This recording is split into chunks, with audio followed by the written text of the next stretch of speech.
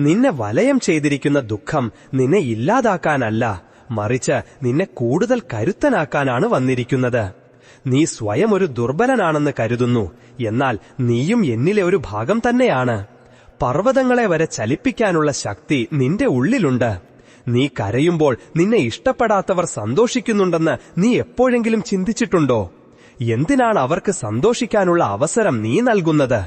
നിന്റെ മനസ്സിന് സമാധാനവും ഹൃദയത്തിന് ധൈര്യവും പകരുക. ഓർക്കുക, നിന്റെ പ്രവൃത്തിയിൽ മാത്രം ശ്രദ്ധിക്കുക, അതിന്റെ ഫലത്തെക്കുറിച്ച് ആകുലപ്പെടാതിരിക്കുക. ഈ ജീവിതം ഒരു യുദ്ധകളം പോലെയാണ്. നീയാകട്ടെ ഒരു പോരാളിയും. ഓരോ പരാജയവും പുതിയൊരു പാഠമാണ്. ഓരോ തുള്ളി പണ്ണുനീരും ഒരു പ്രാർത്ഥനയാണ്. എഴുന്നേൽക്കൂ, കാരണം നിന്റെ സമയം കഴിഞ്ഞിട്ടില്ല. ദുഃഖത്തിന്റെ സമയം വന്നിരിക്കാം, പക്ഷേ നിന്റെ വിജയത്തിന്റെ സമയം ഒരുപാട് ദൂരെയല്ല. എന്നിലല്ല, നിന്നിൽ